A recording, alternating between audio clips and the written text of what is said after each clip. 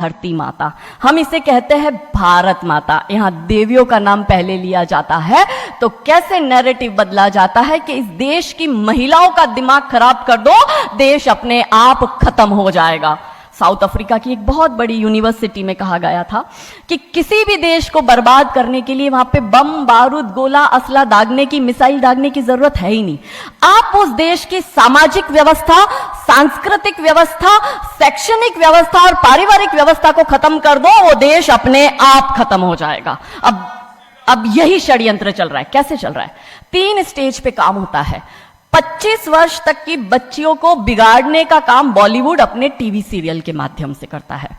25 से 35 वर्ष की शादीशुदा महिलाओं का जीवन और उनके परिवार को बर्बाद करने का काम एकता कपूर जैसी महिलाएं अपने टीवी सीरियल के माध्यम से करती है।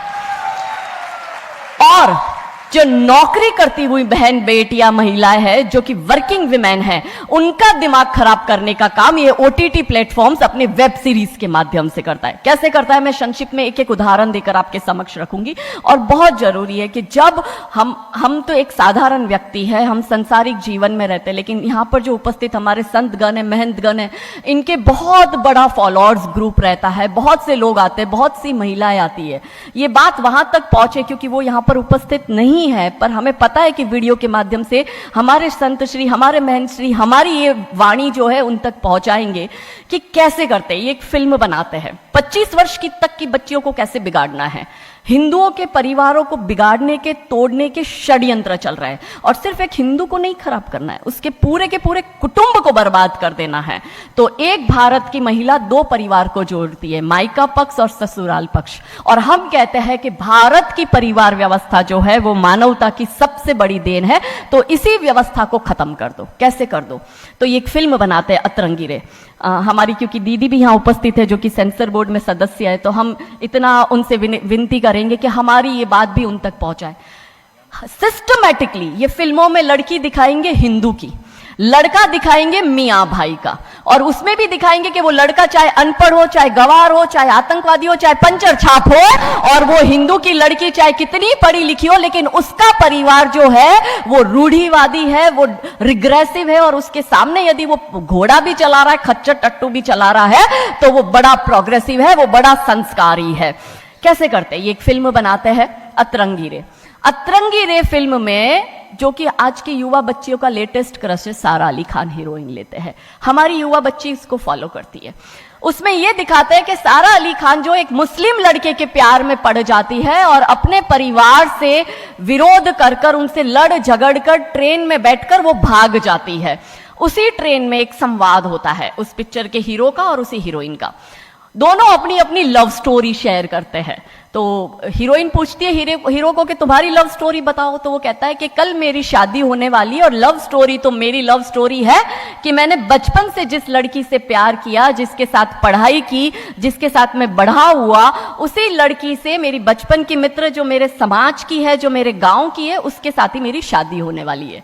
तो वो हीरोइन कहती है, अरे ये और कोई लव स्टोरी है? ये लव स्टोरी नहीं हो सकती। तो हीरो पूछता है, तो फिर क्या हो सकती है लव स्टोरी? तो वो कहती है कि मैंने एक मुस्लिम लड़के से प्यार किया है, मैं ठाकुरों की लड़की हूं, पूरा समाज, पूरा घर, पूरा परिवार मेरे खिलाफ है, और मैं उन सबको ठोकर मारकर, उनकी भावनाओं को ठोकर मारकर अभी ट्रेन में बैठकर भाग रही हूं उस लड़के से शादी करने के लिए। और वो हीरोइन वहां पे डायलॉग देती है कि लव स्टोरी तो मेरी लव स्टोरी है कि मैं ठाकुर की लड़की और वो कतई मियाँ भाई, और ये है असली लव स्टोरी। तब हमारी 13, 14, 15 साल की युवा बच्ची, जिसके शरीर में हार्मोन्स चेंज होते हैं, आकर्षण होता है विपरीत व्यक्ति के लिए, तब वो आकर्षण में ये सोचती है कि हिंदुओं के हिंदू बॉयफ्रेंड नहीं रखना, हिंदू हो के हिंदू से प्यार नहीं करना। आप इतिहास में छपेगी, आपकी लव स्टोरी तभी बनेगी जब आप किसी मियाँ भाई से प्यार करेगी और उससे शादी करेगी।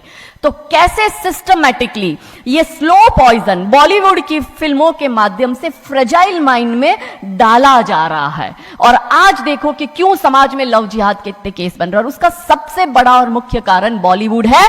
क्योंकि इन बॉलीवुड वालों ने हमारी बेटियों को हादी रानी और रानी चिन्नमा रानी अब्बा का नहीं दिखाया, इन बॉलीवुड वालों ने हमारी बेटियों को करीना खान दिखाया है, ताकि वो अपनी कोख से तैमूर और जहांगीर पैदा करे।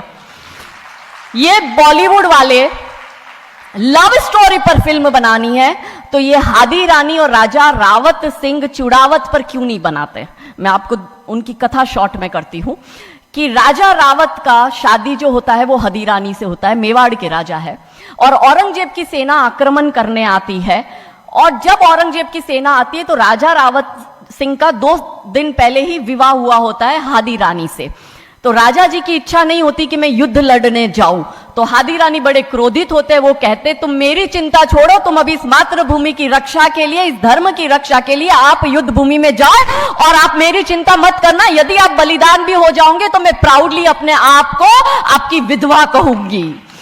तब राजा रावत युद्ध लड़ने जाते हैं।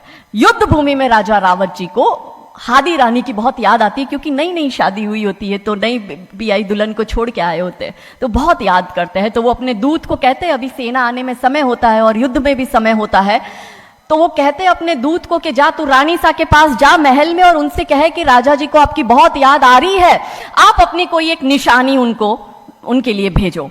दूत भी बड़ा टेंशन में आ गया कि ये युद्ध भूमि में बैठे और इनको हादी रानी की याद आ रही है, ये युद्ध लड़ेंगे कैसे और जीतेंगे कैसे। पर वो दूत डरते डरते पहुंचा रानी सा के पास और रानी सा को कहता है कि राजा रावत जी ने आपकी एक निशानी मंगाई है, उनको आपकी बहुत याद आ रही है। तो रानी सा बहुत क्रोधित हो जाते कि ये मेरा पति कैसा, ये युद्ध लड़ेगा कैसे, औरंगजेब की इतनी बड़ी विशाल सेना है, यदि जहां युद्ध भूमि में बैठकर उसको रणनीति बनानी है वहां वो मेरी निशानी मंगवा रहा है। तब हमारी हादी रानी क्रोधित होती है, हाथ में तलवार लेती है, अपनी गर्दन काटती है, थाल में सजा के दूत को देती है और कहती है जा तेरे राजा को जाके दे देना मेरी निशानी। तब वो दूत युद्ध भूमि में जाता है, राजा जी को हादी रानी की निशानी यानी कि उनका कटा हुआ मुख देता है। राजा जी बड़े दुखी हो जाते हैं, उनको लगता है उनसे बहुत बड़ी गलती हो गई। राजा जी रानी की अंतिम इच्छा समझ जाते हैं। रानी जी के लंबे बाल होते हैं, उन बाल की वो माला बनाते हैं, उनके मुख की माला बनाते, वो युद्ध लड़ते हैं, औरंगजेब से युद्ध जीतते हैं। और जीतने के बाद राजा रावत वहीं युद्ध भूमि में अपना बलिदान देते, अपनी गर्दन काटकर वहीं अपने जीवन का त्याग करते हैं। यह है लव स्टोरी। पर बॉलीवुड इस पर फिल्म नहीं बनाएगी कि इतिहास चुराए नहीं है, हमने इतिहास बनाए हैं और लाखों शीश कटे हैं रण में, तब जाके हिंदू कहलाए हैं। ये महान गौरवशाली इतिहास हमारा, पर बॉलीवुड इसका इतिहास हमारे समक्ष आने नहीं देता। अब रहा 25 से 35 वर्ष की महिला, कैसे बिगाड़ती है एकता कपूर। वही sari, typical dress, typical getup, पीछे उसकी सीरियल में एकता कपूर की सीरियल में पीछे बहुत बड़ी अंबे मां की मूर्ति। दिखाएंगे कैसे हिंदू महिला को, क्योंकि परिवार खत्म करना है हिंदुओं का।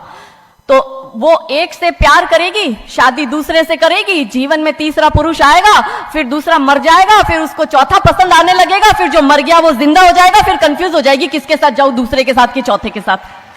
क्या हमारी भारतीय महिलाएं, क्या हमारी हिंदू महिलाएं, सबसे बड़ा प्रश्न यह है कि क्या हम 4-4 पुरुषों के साथ अफेयर करते हैं? क्या यह हमारा सम्मान है? और अगर यदि हम सब एक होकर इसके लिए नहीं बोलेंगे तो यह आवाज नहीं उठेगी। और दुख की बात यह है कि ऐसी एकता कपूर जैसी महिलाएं जो घर तोड़ने का काम कर रही है, इनको पद्मश्री अवार्ड मिल जाता है।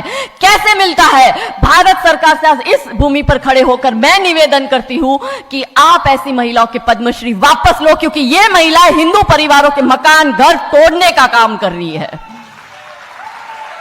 और तीसरा और अंतिम, नौकरी करने वाली बहनों का दिमाग कैसे खराब करना है। तो ओटीटी प्लेटफॉर्म के माध्यम से ये दिखाएंगे कि यदि आप नौकरी कर रही है तो आपके सास ससुर आपके पैर की जूती, आपका पति आपके पैर की जूती। बच्चा पैदा करने के लिए आपको किसी से शादी करने की जरूरत नहीं है, आपको ससुराल व्यवस्था में रहने की जरूरत नहीं है, और आप है फेमिनिस्ट। और स्त्रीवाद का झंडा दिखाकर हमारी बहन बेटियों को एक हाथ में शराब का ग्लास, दूसरे हाथ से सिगरेट फूको, अंग्रेजी में गालियां बको और आप अपने आप को फेमिनिस्ट कहो। क्या यह फेमिनिज्म है भारत की धरती का? ये कभी नहीं हो सकता। रानी चिन्नमा, रानी अब्ब का फेमिनिज्म का उदाहरण है। और दूर जाने की जरूरत नहीं है, हमारी परम पूजनीय दीदी मां साध्वी रितंबरा दीदी मां फेमिनिज्म का सबसे बड़ा उदाहरण हमारे समक्ष है। रानी नायका देवी, रानी लक्ष्मीबाई हमारे लिए फेमिनिज्म का सबसे बड़ा उदाहरण है। तो यहां उपस्थित सभी महानुभावों से हम यही विनती करते हैं कि फिल्म के माध्यम से ड्रग्स अश्लीलता और गाली गलौच, ये दिखाने के सिवाय कुछ नहीं होता।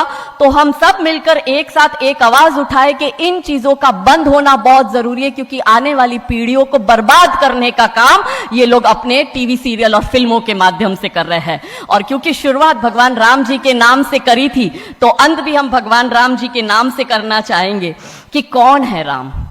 राम जो है चेतना है, बिंदु है, बिंदु जिससे प्रस्फुटित है तेज, तेज जो कि इस समस्त सृष्टि की रचना की कल्पना का हेतु है, अनाम है, अनाम जो है पंक्ति में प्रथम, प्रथम है धर्म धैर्य का